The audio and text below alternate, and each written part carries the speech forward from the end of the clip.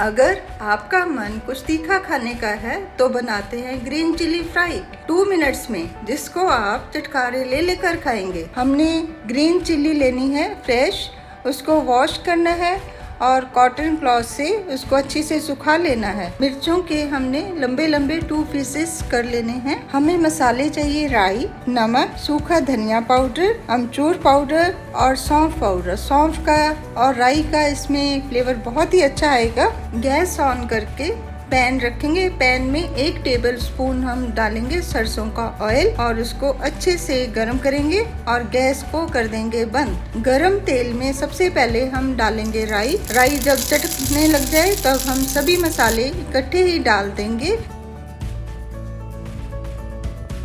हरी मिर्चों को मसाले में अच्छे से मिलाना है। आधा मिनट कंटिन्यू हम इसको मिलाएंगे। बस हमारा ग्रीन चिली फ्राई रेडी है।